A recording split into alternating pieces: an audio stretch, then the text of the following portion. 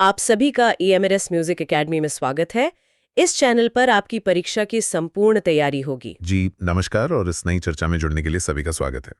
तो आज हम एक ऐसे विषय की गहराई में उतरने वाले हैं जो हिंदुस्तानी शास्त्रीय संगीत की पूरी इमारत का सबसे बुनियादी ढांचा है। हाँ, और बहुत ही महत्वपूर्ण ढांचा है। बिल्कुल। हम आज बात कर रहे हैं शास्त्रीय संगीत में रागों की जाति व्यवस्था के बारे में। संगीत को आमतौर पर हम भावनाओं और आज़ादी से जोड़कर देखते हैं ना। लेकिन जो लोग संगीत की बारीकियों का अध्ययन कर रहे हैं वो जानते हैं कि इस आज़ादी के पीछे कुछ बेहद ठोस नियम होते हैं। सही कहा। जब हम ये शब्द सुनते हैं ना, जाति या वर्गीकरण, तो दिमाग में किसी बहुत ही जटिल या नीरस सिद्धांत की छवि बनती है। हाँ हाँ, बिल्कुल बनती है। लगता है कि कुछ रटना पड़ेगा। वही तो। लेकिन शास्त्रीय संगीत के संदर्भ में ये व्यवस्था गणित के एक बहुत ही तार्किक और खूबसूरत फॉर्मूला की तरह काम करती है। मतलब ये कोई बंदिश नहीं है? बिल्कुल नहीं। रागों की जाति व्यवस्था कोई बंदिश नहीं है, बल्कि ये वो जमीन है जिस पर एक कलाकार अपनी पूरी रचनात्मकता यानी क्रिएटिविटी की इमारत खड़ी करता है। तो आज का हमारा लक्ष्य यही है कि रागों के स्वरूप और उनमें लगने वाले स्वरों की गिनती के इस वर्गीकरण को इतने सहज तरीके से समझा जाए कि ये रटने का विषय न रहे, बल्कि इसका पूरा विज्ञान और तर्क स्पष्ट हो जाए। जी हाँ। क्योंकि स्वरों की एक निश्चित संख्या ही किसी राग के मूल चरित्र को तय करती है। तो चलिए इस अवधारणा को बिल्कुल जड़ से समझते हैं। सबसे पहला सवाल जो जहन में आता है वो ये है कि संगीत के संदर्भ में इस जाति का असल मतलब क्या है। हाँ, ये एक बहुत ही बुनियादी सवाल है। अगर हम इसे किसी भी तकनीकी भाषा से बाहर निकालकर एक आम जीवन के उदाहरण से समझें तो इसे एक परिवार की तरह देखा जा सकता है। हाँ, परिवार वाला उदाहरण बहुत सटीक रहेगा। जैसे हर परिवार का एक आकार होता है। कुछ परिवारों में कम सदस्य होते हैं, कुछ में ज्यादा। उस परिवार की पहचान इस बात से भी होती है कि उसमें कितने लोग रहते हैं। बिल्कुल। और संगीत की दुनिया में किसी राग रूपी परिवार में स्वरों की जो गिनती होती है, यानी किसी राग में कुल कितने स्वर इस्तेमाल हो रहे हैं, उसी संख्या को उस राग की जाति कहा जाता है। जैसे परिवार में हर सदस्य की एक खास जगह होती है, वैसे ही राग में हर स्वर का एक अपना महत्व होता है। हाँ, लेकिन यहाँ एक बहुत बड़ा पेंच है। पेच कैसा? देखिए, एक सामान्य परिवार में सदस्यों की संख्या कुछ भी हो सकती है, 2, 4, 10 या 20 भी। हाँ, वो तो है। लेकिन जब हम हिंदुस्तानी शास्त्रीय संगीत की बात करते हैं तो नियम बहुत ही सख्त और स्पष्ट हो जाते हैं। ये कोई मनमानी व्यवस्था नहीं है कि आप अपनी मर्जी से कितने भी स्वर जोड़ लें या हटा दें। मतलब इसका एक फिक्स्ड नियम है। जी, शास्त्रीय संगीत का एक अटल नियम है कि किसी भी राग को राग कहलाने के लिए उसमें कम से कम 5 स्वर होने ही चाहिए। 5 से कम स्वरों में राग का निर्माण संभव ही नहीं है। वाह, ये एक बहुत ही दिलचस्प पाबंदी है। मतलब हम 4 या 3 स्वरों को लेके यह दावा नहीं कर सकते कि हम कोई शास्त्रीय राग गा रहे हैं। बिल्कुल नहीं, 5 तो होने ही चाहिए। और अगर हम अधिकतम सीमा की बात करें तो? वो तो प्राकृतिक रूप से ही तय है। हाँ, वो कैसे? क्योंकि एक सप्तक में यानी हमारे मूल स्केल में कुल 7 ही मुख्य स्वर होते हैं। सा रे गा मा पा धा नी। एकदम सही। तो स्वाभाविक सी बात है कि किसी भी राग में अधिक से अधिक 7 ही स्वर लग सकते हैं। 7 से ज्यादा स्वर तो होते ही नहीं है। यही वो गणित है जो पूरी जाति व्यवस्था की नींव रखता है। न्यूनतम 5 और अधिकतम 7। तो इसका सीधा सा मतलब ये हुआ कि जब भी हम किसी राग में स्वरों की गिनती करेंगे तो वो संख्या हमेशा 5, 6 या 7 के ही इर्द गिर्द घूमेगी। जी, और इसी संख्या के आधार पर रागों को मुख्य रूप से 3 बड़ी श्रेणियों में बांटा गया है, जिन्हें राग की 3 मुख्य जातियां कहा जाता है। और ये नाम पारंपरिक संस्कृत ग्रंथों से आए हैं ना? हाँ, इनके नाम हैं औदाव, शादव और संपूर्णा। इन नामों का जो शाब्दिक अर्थ है वही इनकी परिभाषा भी है।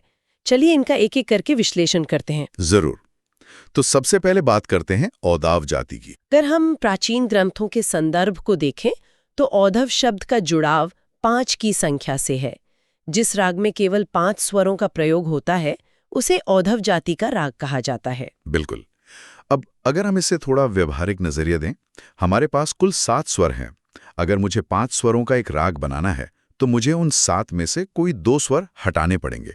और संगीत की तकनीकी भाषा में इसे स्वरों को वर्जित करना कहते हैं। जी हाँ, यहाँ वर्जित शब्द के मनोवैज्ञानिक असर को समझना बहुत जरूरी है। वो किस तरह? जब हम कहते हैं कि 2 स्वर वर्जित हैं तो इसका मतलब ये नहीं है कि राग गरीब या कमजोर हो गया है, बल्कि उन दो स्वरों के ना होने से जो खाली जगह बनती है वही उस राग को उसका एक विशिष्ट आकार और भावना देती है। तो नियम बहुत सीधा हो गया। जहां भी राग में 5 स्वर इस्तेमाल हो रहे हैं और 2 स्वर पूरी तरह से वर्जित हैं, वो औधव जाति का राग है। उत्तर बन गया। तो ये हुई पहली श्रेणी। अब इसी क्रम में आगे बढ़ें तो दूसरी मुख्य जाति आती है षाढ़व। ये शब्द संस्कृत के षट से निकला है, जिसका अर्थ होता है 6। नाम से ही ये स्पष्ट है कि षाढ़व जाति के रागों में 6 स्वर लगते हैं। गणित फिर से वही है। 7 स्वरों के समूह में से अगर हमें 6 स्वर चाहिए तो किसी एक स्वर को वर्जित करना होगा, उसे राग से बाहर रखना होगा। हाँ, तो जहां भी 6 स्वरों का प्रयोग हो रहा है वो षाढ़व जाति है। और इसके बाद आती है तीसरी और सबसे विस्तृत श्रेणी, जिसे संपूर्ण जाति कहा जाता है। संपूर्ण का मतलब ही है पूरा, जिसमें कुछ भी छूटा हुआ ना हो। जिस राग में सप्तक के 7 स्वरों का सा, रे, गा, मा, पा, धा और नी प्रयोग होता है, वो संपूर्ण जाति का राग है। क्योंकि इसमें कोई भी स्वर वर्जित नहीं होता, कलाकार के पास 7 स्वरों का पूरा कैनवस होता है, इसीलिए इसे सबसे पूर्ण स्वरूप माना जाता है। जी, तो हमारा तीसरा बुनियादी नियम बनता है 7 स्वर बराबर संपूर्ण।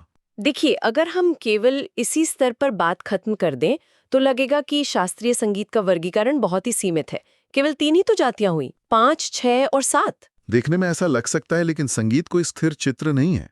ये समय के साथ बहता है, इसमें गति होती है। हाँ, जब कोई गायक या वादक राग प्रस्तुत करता है तो वो स्वरों की सीढ़ियां ऊपर चढ़ता भी है और नीचे उतरता भी है, और यहीं से इस विषय में एक नया और बहुत ही रोमांचक मोड़ आता है। बिल्कुल। ऊपर की तरफ जाते हुए स्वरों के क्रम को आरोह कहा जाता है और वापस नीचे की तरफ आते हुए स्वरों के क्रम को अवरोह कहा जाता है।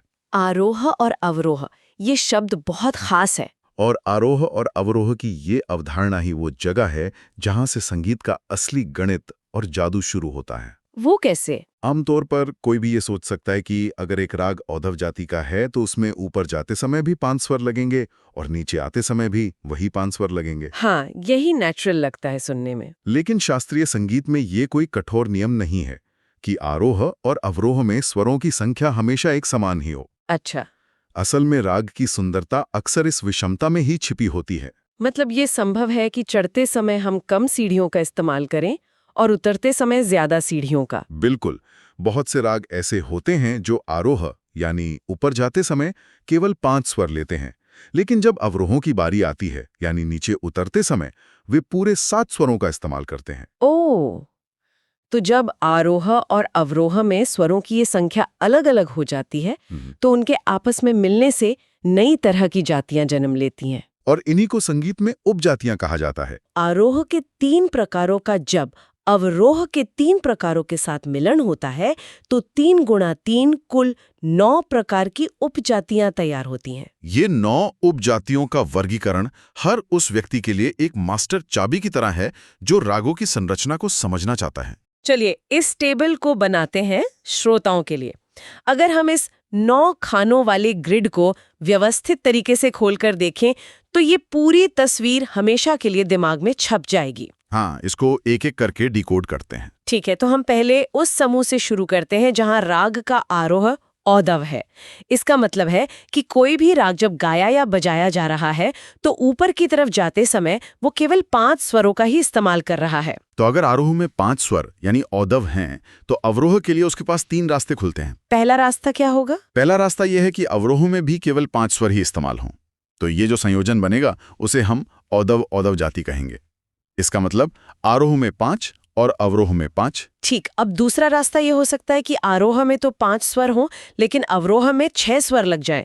तब ये नई उपजाति क्या कहलाएगी? तब ये संयोजन कहलाएगा औधव षाढ़व जाति। यानी जाते समय 5 स्वर और आते समय 6 स्वर। और इसी तरह तीसरा रास्ता, आरोह में 5 स्वर हों लेकिन अवरोह में पूरे 7 स्वरों का प्रयोग हो। जी। और ये संयोजन बनेगा औधव संपूर्ण जाति, यानी 5 और 7 का मेल। ये तो बहुत ही व्यवस्थित है। अब हम दूसरे समूह की ओर बढ़ते हैं। मान लीजिए कि किसी राग के आरोह में 6 स्वर लग रहे हैं, यानी उसका आरोह षाढ़व है। यहाँ भी बिल्कुल वही तर्क लागू होगा। आरोह में षाढ़व यानी 6 स्वर फिक्स हो गया। तो अब अवरोह के विकल्प देखते हैं। अगर अवरोह में 5 स्वर हैं तो ये षाढ़व औधव जाति बनेगी, 6 और 5। ठीक है। अगर अवरोह में भी 6 स्वर हैं तो ये षाढ़व षाढ़व जाति होगी, 6 और 6। और अगर अवरोह में पूरे 7 स्वर लग रहे हैं तो ये षाढ़व संपूर्ण जाति कहलाएगी, 6 और 7। बिल्कुल। इस तरह हमारे पास अब तक कुल 6 उपजातियां हो गई। और अब बचता है तीसरा और अंतिम समूह। अगर किसी राग का आरोह संपूर्ण है, यानी वो ऊपर चढ़ते समय सप्तक के पूरे 7 स्वरों को छूटा हुआ जा रहा है, तो इसके भी 3 संयोजनों का निर्माण होगा। आरोह में 7 और अवरोह में 5 स्वर हों तो वो संपूर्ण औडव जाति है, 7 और 5। और अगर आरोह में 7 और अवरोह में 6 स्वर हों तो वो संपूर्ण षाढ़व जाति होगी। हाँ, और अंत में यदि आरोह में भी 7 स्वर हैं और अवरोह में भी पूरे 7 स्वर हैं तो वो सबसे पूर्ण स्वरूप यानी संपूर्ण संपूर्ण जाति कहलाएगी, 7 और 7। ये 3 गुणा 3 का सीधा गणित हमें हिंदुस्तानी संगीत की उन 9 उपजातियों तक ले आता है जिनमें हर एक राग को वर्गीकृत किया जा सकता है। जी हाँ। वैसे ये वर्गीकरण सिद्धांतिक रूप से तो बहुत ही ठोस लगता है, लेकिन जब तक हम इसे कुछ वास्तविक रागों पर लागू करके नहीं देखते तब तक इसका असली संगीत से जुड़ाव महसूस नहीं होता। बात तो सही है, रूल्स को प्रैक्टिस में देखना जरूरी है। तो चलिए इसे कुछ व्यवहारिक उदाहरणों से समझते हैं। सबसे पहले हम एक ऐसे राग की बात करते हैं जो हिंदुस्तानी शास्त्रीय संगीत के सबसे लोकप्रिय और शुरुआती रागों में से एक है, राग भोपाली। राग भोपाली इस पूरी अवधारणा को व्यवहार में समझने के लिए सबसे सटीक उदाहरण है। अगर हम इसके वर्गीकरण पर जाएं तो राग भोपाली की जाति औधव औधव है। अब तक हमने जो नियम समझे हैं उसके अनुसार इसका सीधा सा अर्थ ये है कि इस राग में जाते समय यानी आरोह में भी केवल 5 स्वर लगते हैं और आते समय यानी अवरोह में भी वही 5 स्वर लगते हैं। अब इस औदाव की सीमित दुनिया के बिल्कुल विपरीत एक और उदाहरण लेते हैं जो संपूर्णता को दर्शाता है। हम बात कर रहे हैं राग चारुशेषी की। हाँ, चारुशेषी। ये एक ऐसा राग है जो मूल रूप से दक्षिण भारतीय संगीत यानी कर्नाटक संगीत की देन है, लेकिन आज उत्तर भारतीय हिंदुस्तानी संगीत में भी इसे बहुत गहराई और विस्तार के साथ गाया बजाया जाता है। राग चारुशेषी का उदाहरण इस चर्चा में एक बहुत ही अलग रंग जोड़ता है। वर्गीकरण के अनुसार राग चारुशेषी की जाति संपूर्ण है। हमारे 9 उपजातियों वाले चार्ट के हिसाब से इसका मतलब हुआ 7 और 7। जी हाँ, यानी इसके आरोह में भी पूरे 7 स्वरों का प्रयोग होता है और अवरोह में भी पूरे 7 स्वर लगते हैं। तो क्या केवल 5 से कम स्वर होने के कारण वे संगीत के उस शास्त्रीय दर्जे से बाहर हो जाते हैं? क्या संगीत की असली ताकत स्वरों की गिनती की मोहताज है या फिर भावनाएं किसी भी गणितीय नियम से कहीं ऊपर हैं? ये एक ऐसी बात है जिस पर जितना सोचें उतना कम है। हाँ, ये एक ऐसा सवाल है जो संगीत के कठोर नियमों और कला की आजाद आत्मा के बीच एक अनहीन बहस को जन्म देता है। इस विचार पर आप सभी खुद सोचेगा। चैनल को लाइक और सब्सक्राइब जरूर करें और हमारे साथ अपने तैयारी करते रहें। धन्यवाद।